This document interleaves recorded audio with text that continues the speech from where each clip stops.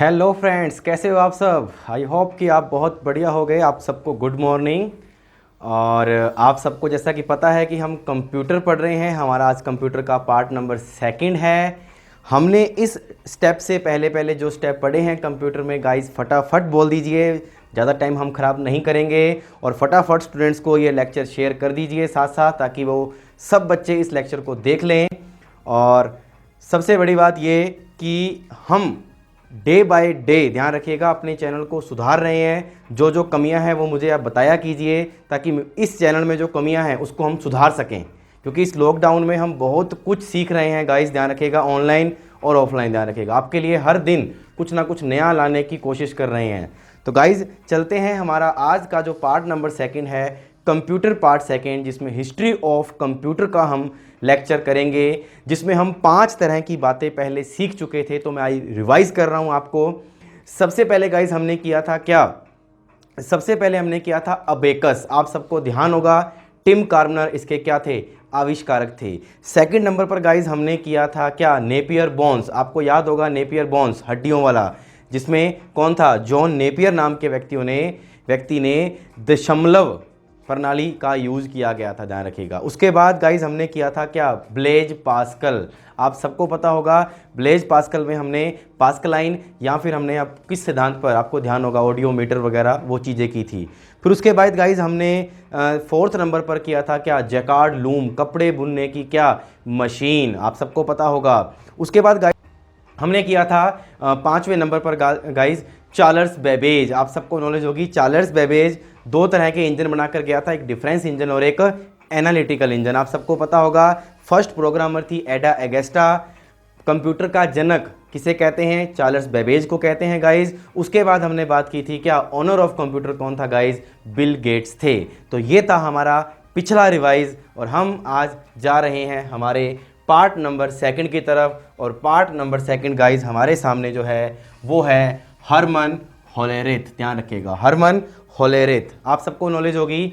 Herman Hollerith ने क्या बनाया था, यांत्रिक व विद्युत से चलने वाला क्या एक यंत्र तैयार किया था। किससे, यांत्रिक और विद्युत से चलने वाला क्या यंत्र, जो आगे चलकर हमारे आज कंप्यूटर के विकास में क्या है, सार्थक सिद्ध हुआ है। क्योंकि हमारे आज के जो कंप्यूटर हैं, आप सबको पता है, विद्युत से चलते हैं, आपको सबको पता होगा। और फर्स्ट पीढ़ी से विद्युत यूज होने लग गई थी, आप सबको नॉलेज होगी। तो ये यहाँ से विकास हुआ था कंप्यूटर का। फिर सेकंड नंबर पे अगर हम बात करते हैं कि हरमन होलेरिथ को, और ध्यान रखिएगा कौन, हरमन होलेरिथ को और शिमोन कोर्साकोवा को, किसको, शिमोन कोर्साकोवा को क्या कहा जाता है गाइज, पंच कार्ड के क्या कहा जाता है, पिता कहा जाता है। पंच कार्ड के क्या कहा जाता है गाइज, पिता कहा जाता है। फिर उसके बाद में गाइज हमने बात की थी कि इसी के अंदर जो हरमन होलेरिथ ना, इन्होंने जो यांत्रिक और विद्युत से जो संचालित एक यंत्र तैयार किया था, वो हमें किस में काम आया, अमेरिका की जनगणना करने में क्या आया,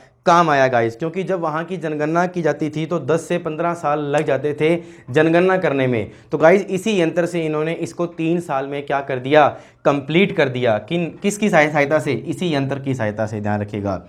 अगर इस मशीन का जो निर्माण किया था, ध्यान रखिएगा, जो इस मशीन का जो निर्माण किया था इनके द्वारा, वह क्या करता था, वही बात, पंच कार्डों को विद्युत द्वारा क्या करता था, ऑपरेट करता था गाइस, संचालन करता था, निर्देशित देता था उन चीज़ों को। उसके बाद गाइस अगर बात करते हैं, इसी के अंदर हरमन होलेरिथ ने एक धीरे धीरे चलकर, ध्यान रखिएगा, एक टेबुलेटिंग मशीन कंपनी का क्या किया, विकास किया 1800 कब गाइस, 96 ईस्वी के अंदर। टेबुलेटिंग मशीन कंपनी का उसमें यंत्र बनाने शुरू किए, उसमें मशीनें बनानी शुरू की, जिससे इसका क्या हुआ, विकास हुआ। और धीरे धीरे उसके बाद 1911 के अंदर गाइज इनकी जो मशीन थी, उस मशीन का क्या हो गया, विलय हो गया। क्या हो गया, विलय हो गया। और उस विलय बनाकर उस कंपनी का नाम क्या रखा गया, कंप्यूटर टेबुलेटिंग रिकॉर्डिंग कंपनी। क्या नाम रखा गया guys, computer tabulating recording company. कब, 1911 में, 1911 के अंदर। और गाइज धीरे धीरे विकसित होता गया इनका ये यंत्र, और धीरे धीरे डिमांड बढ़ती गई।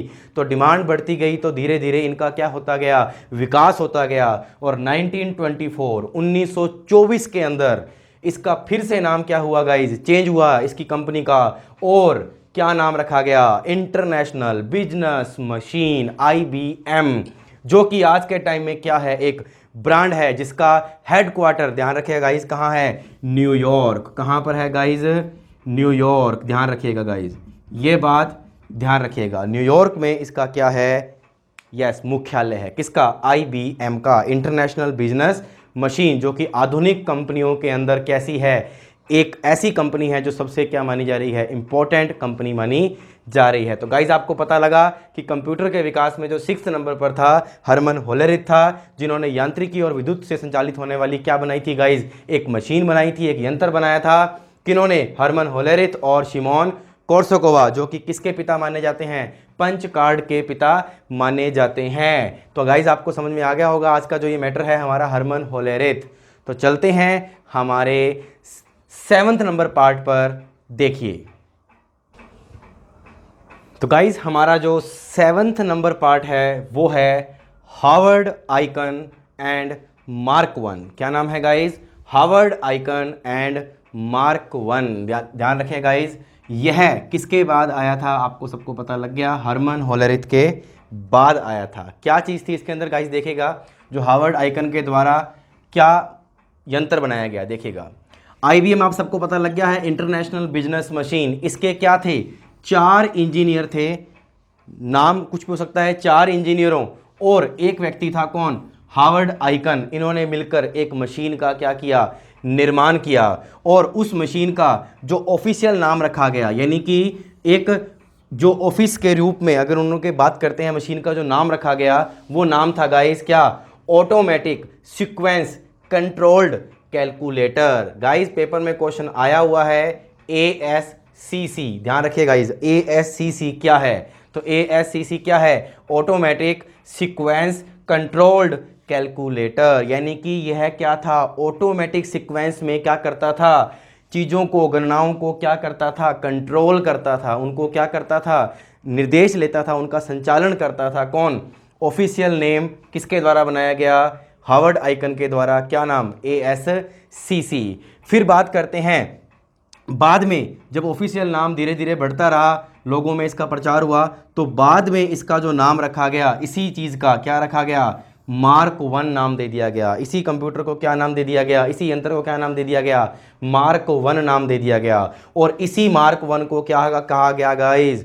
विश्व का सबसे पहला इलेक्ट्रोमैकेनिकल कंप्यूटर, विद्युत यांत्रिकी कंप्यूटर। क्या कहा गया? विश्व का सबसे पहला इलेक्ट्रोमैकेनिकल कंप्यूटर कौन है? तो आपका जो आंसर होगा वो क्या होगा गाइस? मार्क 1। आपको बता दूं, अभी लॉकडाउन से पहले जो BSc या किसी भी एग्ज़ाम हुए थे, आप सबको पता होगा, कॉलेज स्तर के ऊपर, तो उसके अंदर मैंने देखा कि पेपर में क्वेश्चन आया था, यही क्वेश्चन था, विश्व का सबसे पहला इलेक्ट्रोमैकेनिकल कंप्यूटर का नाम बताइए। तो क्या नाम है गाइस? मार्क 1। और उसके बाद इसी का ऑफिशियल नेम क्या था जब हार्वर्ड आइकन ने मिलकर बनाया था 4 इंजीनियरों के साथ? तो था automatic sequence controlled calculator, ASCC। आप सबको नॉलेज होगी। तो चलते हैं हमारे 8th नंबर पार्ट की तरफ, जो हमारा 8th नंबर स्टेप है किसके अंदर? हिस्ट्री ऑफ कंप्यूटर में। और इसी 8th नंबर स्टेप से हमारा कंप्यूटर का क्या हुआ? विकास हुआ। कंप्यूटर उस स्टेज पर पहुंच गया जहां पर कंप्यूटर की क्या बननी शुरू हो गई थी गाइस? पीढ़ियां बननी शुरू हो गई थी। कंप्यूटर धीरे धीरे धीरे धीरे उस आकार में आने वाला था जिस आकार में आज आप अपने घर पे पर्सनल कंप्यूटर के रूप में देखते हैं। तो चलते हैं हम हमारे अगले 8th नंबर पर। देखिए गाइस, हमारा 8th नंबर है ABC। क्या नाम है? ABC। और इस ABC का जो फुल नेम है वो इनके नाम से ही लिया गया है, जो कि आपने अब तक देखे हैं। जैसे नेपियर बोन्स था तो जॉन नेपियर ने लिया था, आप सबको पता हो गया होगा। ब्लेज पास्कल था तो पास्कलाइन ले लिया, आप सबको पता होगा। जैसे लूम था तो आपको पता है जैकार्ड लूम था। उसी तरह अपनों बात की थी इससे पहले हार्वर्ड आइकन, आप सबको पता होगा, तो मार्क 1 हो गया। उसके बाद आपने बात की थी कौन सी? आपको सबको पता होगा, हरमन होलेरिथ।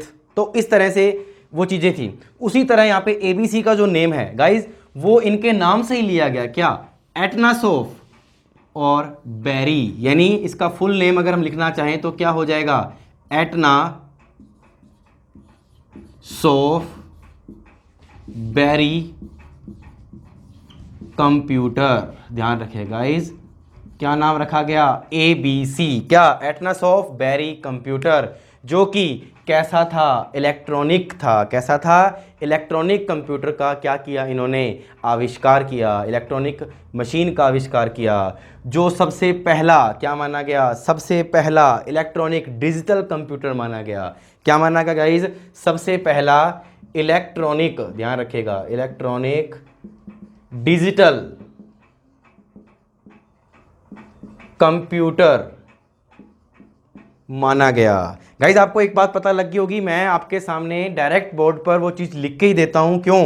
क्योंकि इससे एक तो आपका टाइम नहीं वेस्ट होगा थ्योरी लिखने में, आपको पास डायरेक्ट थ्योरी पहुँचेगी, और मुझे सहूलियत ये मिलेगी कि मैं जो 1 घंटे में करवाना है, जो मैं आपको देना चाहता हूँ, वो आपको 30 से 35 मिनट में क्या हो जाए, मिल जाए। इसलिए मैं इसके पीछे इन चीज़ों को पहले ही क्या कर देता हूँ, उतार देता हूँ, जिससे आपको वो चीज़ क्या हो जाए, समझ में आ जाए गाइस, और टाइम भी ना हो क्या, खराब। अब देखिए, तो आपको सबको पता लग गया कि इलेक्ट्रॉनिक डिजिटल जो कंप्यूटर था वो सबसे पहला था। क्या नाम था इसका? ABC। ध्यान रखिएगा, अब क्वेश्चन यहीं से तैयार हो रहे हैं गाइस, ध्यान रखना। इलेक्ट्रोमैकेनिकल जो कंप्यूटर था प्रथम, वो कौन सा था? फटाफट बताइए। Mark first. उसके बाद अगर पूछ लिया जाए कि इलेक्ट्रॉनिक डिजिटल कंप्यूटर सबसे पहला कौन था, तो आपका उत्तर आएगा ABC, एटनस ऑफ बेरी कंप्यूटर। उसके बाद गाइस ये याद रखना कि धीरे धीरे जब इसका विकास हुआ इसी के अंदर, तो एक व्यक्ति था, कौन? John William Mauchly. ध्यान रखना, कौन? जॉन विलियम मुचली और JP एकर्ट। कौन था? JP एकर्ट ने कंप्यूटर का विकास यूनिवर्सिटी ऑफ पेनिसिल्वेनिया में किया था। पेनिसिल्वेनिया में किया था। किसने? जॉन विलियम मुचली और JP एकर्ट ने जो कंप्यूटर का विकास था, और ये जो कंप्यूटर बनाया गया था गाइस यूनिवर्सिटी ऑफ पेनिसिल्वेनिया में, वो था, क्या नाम दिया गया उसका नाम? उसको नाम दिया गया ENIAC, ENIAC, जो कि किसके लिए बनाया गया था? जो बनाया गया था एक सामान्य उद्देश्य के लिए गाइस। किसके लिए बनाया गया था? सामान्य उद्देश्य के लिए बनाया गया था, सिर्फ और सिर्फ नॉर्मल पर्पस। ध्यान रखिएगा, सामान्य उद्देश्य के लिए बनाया गया था। तो गाइज इसमें से जो क्वेश्चन बन के आया हुआ है हमारे एग्जाम में, वो ये है कि ENIAC की फुल फॉर्म क्या है। तो आपके सामने है electronic numeric integrator and computer. तो गाइज देख लीजिए दोबारा फटाफट, electronic numeric integrator and computer. तो फटाफट इसका स्क्रीनशॉट ले लीजिए गाइज, फटाफट। थोड़ा मैं साइड में हो जाता हूँ, यस, और पुराने भी आप स्क्रीनशॉट ले लीजिएगा, ध्यान रखिएगा। हाँ जी गाइस, तो स्क्रीनशॉट आपने ले लिया होगा। अब आपसे मैं ये पूछता हूं, जो लास्ट क्वेश्चन है मेरा इसी से related, father of computer science कौन है?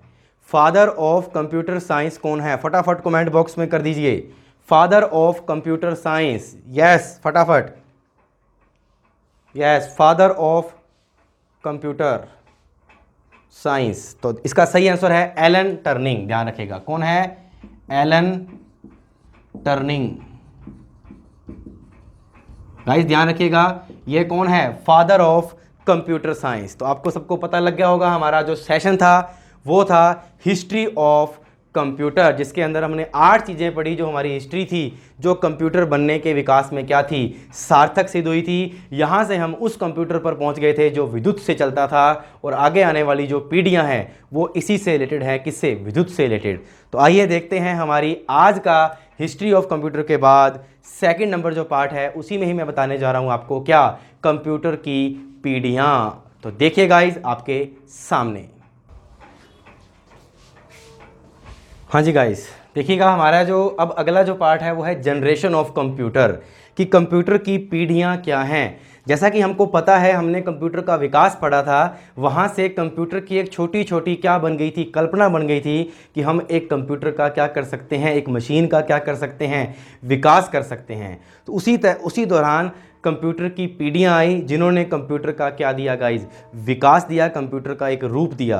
पुराने टाइम की अगर हम बात करें तो कंप्यूटर को, ध्यान रखिएगा, कंप्यूटर की जो पीढ़ियाँ थी वो केवल और केवल हार्डवेयर बेस पर मानी जाती थी। किस बेस पर मानी जाती थी? हार्डवेयर की तकनीक पर मानी जाती थी। लेकिन आजकल गाइज जो मानी जाती है वो हार्डवेयर के साथ साथ सॉफ्टवेयर की तकनीक पर भी इसको क्या माना जाता है, सुटेबल माना जाता है। किसको? जनरेशन ऑफ कंप्यूटर को। तो हमारे पास टोटल 5 पीढ़ियों के अंदर हम इस जनरेशन को पढ़ेंगे, जिसमें आज हम ध्यान रखिएगा 2 पीढ़ियों की बात करेंगे। 2 पीढ़ियों में जो पहली पीढ़ी है गाइस, वो है हमारी फर्स्ट जनरेशन, जो कि 1946 से लेकर 1956 के दौरान बनी थी। इसके अंदर आपको बता दें कि आप सबने जो लास्ट कंप्यूटर देखा था वो था क्या, एनिएक। वो एनिएक का प्रथम पीढ़ी का क्या माना गया था, कंप्यूटर माना गया था, जिसका पूरा नेम फटाफट कमेंट बॉक्स में लिख दीजिए। आपको बता रखा है मैंने, क्या था, electronic numerical integrated automatic computer. आप सबको पता है इसके बारे में गाइज।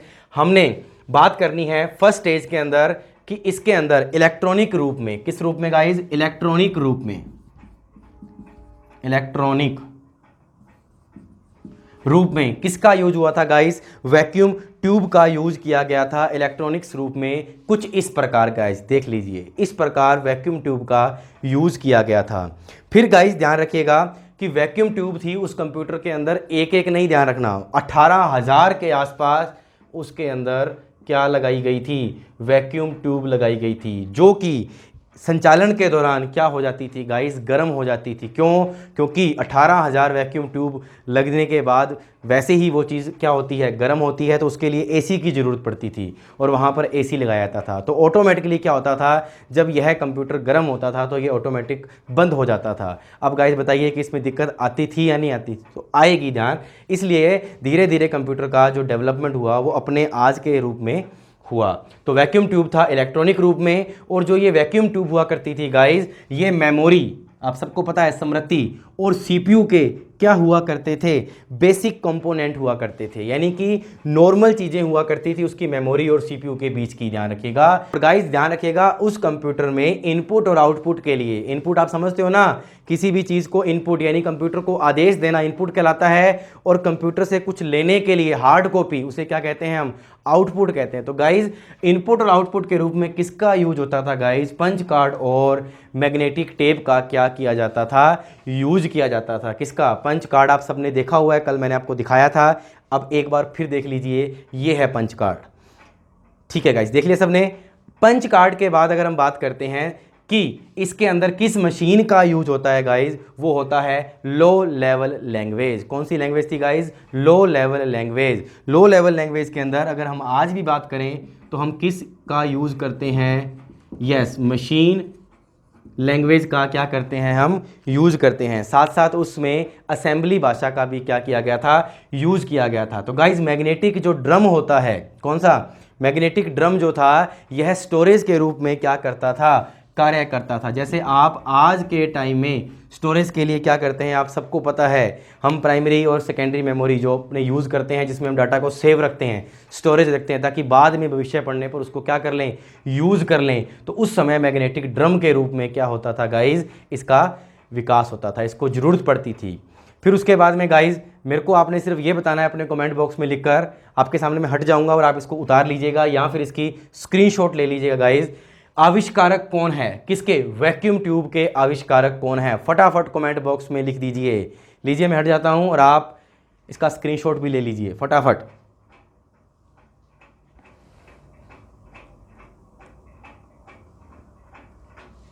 हाँ जी गाइस देखिएगा, आविष्कारक देखा है मैंने कमेंट बॉक्स में, एक दो जनों के ही मुझे लग रहा है आए हैं। इसका जो सही आंसर है आविष्कारक वैक्यूम ट्यूब के, वो है जॉन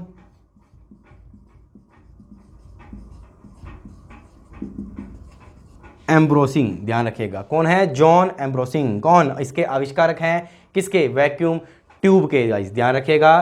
तो गाइस आपको पता लगा होगा जनरेशन ऑफ कंप्यूटर के अंदर सबसे पहली जो जनरेशन थी, पहली जो स्टेज थी हमारी, वो 1946 से लेकर 1956 तक चली, जिसमें एक इलेक्ट्रॉनिक रूप में उस कंप्यूटर में वैक्यूम ट्यूब का यूज होता था। इनपुट आउटपुट के लिए पंच कार्ड और किसका, मैग्नेटिक टेप का यूज होता था। लो लेवल लैंग्वेज में मशीन लैंग्वेज का यूज होता था। मैग्नेटिक ड्रम एक स्टोरेज रूप में काम करती थी। और उसके बाद गाइस को जो वैक्यूम ट्यूब हुआ करती थी, वो मेमोरी और सीपीयू के बीच के क्या होते थे, बेसिक कंपोनेंट हुआ करते थे। उस दौरान कंप्यूटर का जो निर्माण हुआ था गाइस, उसमें सबसे पहला कंप्यूटर क्या था, एनिएक था। दूसरा क्या था गाइस, एडवैक था। क्या था, एडवैक। एडवैक का फुल फॉर्म अगर हम बात करें तो electronic discrete variable automatic computer, ये था एडवैक का फुल नेम। गाइस इसके बारे में चर्चा करेंगे हम नेक्स्ट स्लाइड के अंदर हम ये बात करेंगे कि जो ये एनीएक, एडवैक, एडसैक, यूनिवैक थे, ये क्या थे, किस यूज हुए थे। गाइस आपको बता दूं थोड़ा थोड़ा मैं इसके बारे में, क्योंकि जब हम इसको अलग से सीखेंगे एनीएक को तो पूरा ढंग से बताऊंगा कि एनीएक क्या चीज़ है। एनीएक जो था यह तोपखाने में यूज हुआ था। कंप्यूटर किस में यूज हुआ था? तोपखाने के अंदर। ध्यान रखिएगा कौन सा? एनीएक, जो ये मैंने बताया था आपको सामान्य उद्देश्य के लिए। एडवैक बात हो गई है, electronic discrete variable automatic computer. EDSAC की बात करें तो आपको पता होगा इलेक्ट्रॉनिक डिले, ध्यान रखिएगा, electronic delay storage automatic computer, electronic delay storage automatic computer. और इसका नाम था क्या? Universal variable automatic computer. I know आप सबको पता लग गया होगा। और उसके बाद गाइस बात करते हैं, वैसे इसको यूनिवर्सल ऑटोमेटिक कंप्यूटर भी कह सकते हैं। और गाइज अगर बात करें तो इसको IBM, क्या बोलेंगे? IBM 701 भी इसमें निर्माण हुआ था, जिसका नाम है इंटरनेशनल बिजनेस मशीन। ध्यान रखिएगा। तो गाइज आई होप कि आपको पहली स्टेज के बारे में पता लग गया होगा कि पहली स्टेज किस तरह से हमारे सामने आती है। तो गाइज चलते हैं हमारी सेकेंड पोजीशन पर, सेकेंड स्टेज पर। हाँ जी गाइस, तो देखिएगा हमारे सामने अब है सेकंड स्टेज 1956 से लेकर 1964 तक, यानी 1956 से लेकर 1964 तक, जिसके अंदर गाइस हमारी जो बात आती है सेकंड स्टेज के अंदर कि अगर हम बात करें कि फर्स्ट स्टेज के अंदर हमने इलेक्ट्रॉनिक यूज़ किया था किसका? वैक्यूम ट्यूब का। और आज हम यूज़ कर रहे हैं, आपके सामने है किसका? ट्रांजिस्टर का। किसका यूज़ कर रहे हैं? ट्रांजिस्टर का यूज़ कर रहे हैं। किस रूप में गाइज? इलेक्ट्रॉनिक रूप में। किस रूप में? इलेक्ट्रॉनिक रूप में। एक तो गाइज ये ध्यान रखिएगा, किस रूप में? इलेक्ट्रॉनिक रूप में ट्रांजिस्टर का क्या होता है? उपयोग होता है। फिर गाइज थोड़ा सा आगे चलते हैं कि पंच कार्ड का यूज़ हमने पहले भी किया था और पंच कार्ड का यूज़ हम यहाँ भी कर रहे हैं। किस रूप में? इनपुट डिवाइस के रूप में। किसके रूप में? इनपुट डिवाइस के रूप में, यानी इनपुट और आउटपुट। ध्यान रखिएगा। उसके बाद गाइज इसके अंदर लो लेवल लैंग्वेज की जगह पर हमने सेकंड में किसका यूज़ किया? हाई लेवल लैंग्वेज का यूज़ किया। किसका किया? High level language. जिसके अंदर हाई लेवल लैंग्वेज के अंदर जो मुख्यतः दो भाषाएं थी वो थी फोर्ट्रॉन, आपके सामने है, दूसरी थी क्या? कोबोल, आपके सामने है। फोर्ट्रॉन और कोबोल दोनों की दोनों क्या थी? हाई लेवल लैंग्वेज को माना गया। उसके बाद गाइज और भी बनी स्नोबॉल, एल्गोल, तो इंपॉर्टेंट नहीं है, तो अपने पास दोनों याद रखना कि सेकंड पीढ़ी में किस भाषा का आविष्कार हुआ था, तो आपको कहना है फोर्ट्रॉन और क्या? कोबोल। और गाइज याद रखिएगा कि इसमें स्टोरेज के रूप में अभी भी क्या चल रही है? मैग्नेटिक टेप चल रही है। क्या? स्टोरेज के रूप में। और गाइज एक बात और ध्यान रखिएगा कि फर्स्ट पीढ़ी के जो कंप्यूटर थे वो बहुत ज़्यादा महंगे थे, उसके एवज में सेकंड पीढ़ी के कंप्यूटर थोड़े छोटे भी हुए और उसके साथ साथ क्या हुए? उनका जो प्राइस था वो भी थोड़ा सा क्या हुआ? कम हुआ। लेकिन यह अभी भी क्या थे? महंगे थे और विद्युत का ज़्यादा यूज़ लेते थे और साथ साथ गाइज बड़े भी थे। तो याद रखिएगा सेकेंड स्टेज के अंदर भी हमारे पास अभी वो कंप्यूटर सामने नहीं आया जो हम देखना चाहते थे। कुछ अब हम चलते हैं गाइज आगे की तरफ कि हमने पढ़ा ट्रांजिस्टर इलेक्ट्रॉनिक रूप में यूज हुआ सेकंड पीढ़ी में, पंच कार्ड इनपुट डिवाइस के रूप में यूज हुआ, हाई लेवल लैंग्वेज के रूप में गाइज फोर्ट्रॉन और कोबोल यूज हुई, और मैग्नेटिक टेप के रूप में गाइज स्टोरेज हमको यूज किया हमने स्टोरेज को। उसके बाद गाइज हमारा जो लास्ट क्वेश्चन है आपसे क्या कि इसका आविष्कारक कौन है? किसका? ट्रांजिस्टर का। ट्रांजिस्टर का आविष्कारक कौन है? फटाफट कमेंट बॉक्स में लिख दीजिए। आज का मेरा शायद ये लास्ट क्वेश्चन ही है, फटाफट बोलिए यस, कौन है आविष्कारक? तो बता दें गाइज आपको कि जो इसका आविष्कारक है गाइज वो है शोकले। ध्यान रखना, विलियम शोकले। और ध्यान रखना गाइज कौन? जॉन बार्दिन। कौन है गाइज? विलियम शोकले और जॉन बार्दिन इसका क्या है? आविष्कारक है। तो गाइज आई होप कि आपको आज का सेशन बहुत अच्छा लगा हो। मेरे द्वारा जो मैंने आपको आज हिस्ट्री ऑफ कंप्यूटर के साथ साथ आपको फर्स्ट और सेकंड जनरेशन करवाई है, और आप सबको पता है गाइज जितना करवाया जा रहा है उसके नोट्स ज़रूर बनाते रहिए। आपके पटवारी के एग्ज़ाम के लिए, राजस्थान पुलिस के एग्ज़ाम के लिए, जितने भी एग्ज़ाम हैं उनके लिए कंप्यूटर सफिशेंट है जिस लेवल से मैं लेकर चल रहा हूं। आपको 101% आपके एग्ज़ाम में क्वेश्चंस मिलेंगे, जो मैं आपको क्वेश्चंस भी करवाऊंगा अभी बोर्ड के ऊपर धीरे धीरे टाइम देने के बाद। और आप सबको नॉलेज होगी कि आज की हमने फर्स्ट स्टेज और सेकेंड स्टेज हमने की है गाइज। तो आपको मुझे सिर्फ इतना ही बताना है, आपके पास इस चैनल के ऊपर सुजेशन आता है कि आपको क्लासेस कैसी लग रही हैं, तो आप उसके बारे में प्लीज़ गाइस बताया कीजिए ताकि मुझे पता लगे कि चैनल में कोई दिक्कत तो नहीं है और कुछ कमी है तो गाइस बताया कीजिए, उसको दूर करेंगे हम। क्योंकि आपकी तरह ही मैंने भी नया ही इसको स्टार्ट किया है, ऐसा नहीं है कि मैं कोई पुराने टाइम से इसको चला रहा हूँ इस चैनल को। तो ऑफलाइन तो बहुत अनुभव है गाइस, तो लेकिन ऑनलाइन का अनुभव थोड़ा सा क्या है, कम है। लेकिन मैं अपनी तरफ से देने की आपको बहुत कोशिश कर रहा हूँ, टॉपिक्स बाय टॉपिक्स जो भी मैं करवाया जा रहा हूँ। और गाइस आपको बता दूँ कि कुछ स्टूडेंट्स के माइंड में बात होगी कि सर करंट जीके भी आप ही और रीजनिंग भी आप ही, उसके बाद सर कंप्यूटर भी। तो गाइज़ मैं आपको बता दूं कि मैं वास्तव में रीजनिंग का ही टीचर हूं, बट इस लॉकडाउन के दौरान आपको कुछ एक्स्ट्रा देने के लिए, क्योंकि देखिए गाइज़ मैं 4 या 5 टीचर यहां पर नहीं लेकर आ सकता, तो मैं अपनी तरफ से आपको जितनी नॉलेज मेरे पास है जो एग्ज़ाम आपको पास करवा सकती है गाइज़, तो मैं वही आपको देना चाहता हूं। तो अगर आपको ये बात अच्छी लगती है कि मैं जो चीज़ दे रहा हूं, तो प्लीज़ एक लाइक और एक सब्सक्राइब और साथ साथ इस चैनल को शेयर ज़रूर कीजिए, ताकि उन बच्चों तक भी पहुंचे जिनको इस चीज़ की क्या है ज़रूरत है। और गाइज़ आपने देखा होगा कि मैं मेरे चैनल की कभी भी पब्लिसिटी नहीं कर रहा हूं शुरू में, जहां से हमारा टॉपिक शुरू होता है, एंड में मैं कर सकता हूं, क्योंकि मैं आपको वो टॉपिक करवा चुका हूं जो मैं आपको करवाना चाहता था। तो गाइज़ मिलते हैं कल एक नए सेशन के रूप में, हमारा कंप्यूटर पार्ट 3rd लेकर आपके सामने आऊँगा। Thank you.